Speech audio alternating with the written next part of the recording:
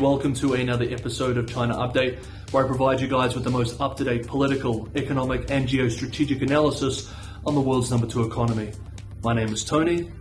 Let's jump in. Okay, happy Sunday everybody. Today's episode is coming out a day later. Normally there's a Saturday episode with Sunday off. However, yesterday I was on business and did not have the time to produce a full episode. So this is effectively Saturday's episode coming out today on Sunday. I hope you're all having a wonderful weekend. Let's jump in. On Thursday, in the United States, the White House, citing U.S. national security and foreign policy interests, announced export restrictions for dozens of Chinese entities, including server maker Inspur, INSPUR Group Co., and units of genetics firm BGI. The Commerce Department also said that some companies added to the so-called entity list provided support to Russia's military and supplied sanctioned parties in Iran. Of course, this is just another volley in the ongoing technology war and decoupling between the US and its allies and China. The Commerce Department has employed its export control power as a key tool in this competition. The entity list bans US companies from exporting to the listed entities without prior government approval. Quote, "When we identify entities that pose a national security or foreign policy concern for the United States, we add them to the entity list to ensure that we can scrutinize their transactions." End quote. The sanctions against state-backed Inspur Group is notable. The firm is heavily involved in data center construction across China and has been a key player in Beijing's efforts to replace foreign-made technology with domestic champions. Inspur competes directly with servers made by HP Inc. and Dell Technologies Inc. Inspur is also the world's second-largest AI server manufacturer, providing over half of AI servers in the domestic Chinese market. The company has signed strategic partnership deals with giants like Alibaba Cloud and Tencent Holdings as well. Some Chinese analysts have already expressed that this US move against the company will constrain China's advancement in artificial intelligence, for a period of time at least. Hong Kong-based South China Morning Post writes yesterday that Inspur will find it increasingly difficult to source key components from US suppliers. Quote, "A move that will severely hinder the company's development of computing power. For example, Inspur is a key supplier of AI servers at Baidu.com, the search engine giant that is betting big on China-style chat GPT services." End quote. The outlet adds that a lack of advanced chips from US suppliers, such as Nvidia and Intel, could be a particular problem for Inspur. In its 2019 annual report, which was the last time the company disclosed its top suppliers, Nvidia was ranked number 2 among its top 5 suppliers, accounting for nearly 8% of its purchasing budget that year. Shares in Inspur Electronic Information Industry Co., the main listed vehicle in Shenzhen, dropped by its daily limit of 10% during trading on Friday. Longson, Loongson, a competitor of Intel Corp in chips, AI Unicorn for Paradigm Technology Co., and several Chinese agencies have also been added to the entity list. Quote, "It's a broad collection of Chinese entities spread across various topics and demonstrates the wide-ranging concern the US government has about the PRC's activities around the world and attempting to ensure that US technology isn't furthering that malfeasance."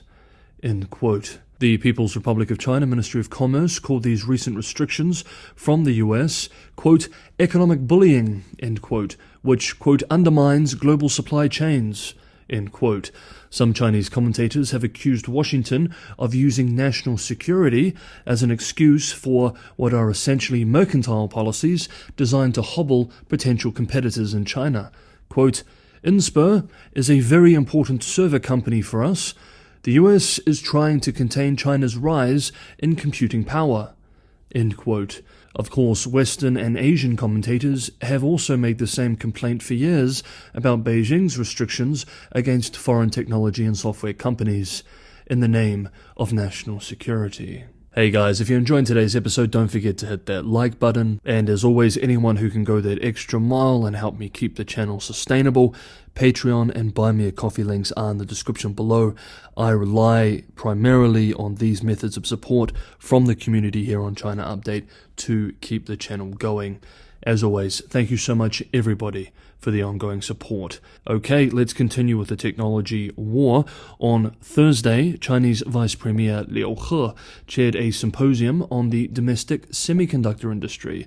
During the event, the Vice Premier, quote, emphasized the importance of mobilizing nationwide resources in the industry's development, end quote, according to state media, with himself adding, quote, authorities should formulate integrated circuit industry policies in line with national conditions and new situations, set pragmatic development goals and development ideas, help enterprises coordinate and solve difficulties, play an organizational role in areas where the market fails, guide long-term investment, and give equal preferential policies to domestic talent, end quote. In an interesting move, signaling yet again the statist core of China's semiconductor industrial strategy, it was announced that China's top memory chip maker, Yangtze Memory Technologies Co., which we remember was added to the US trade blacklist last year, has received a $7 billion bailout via state-backed investors.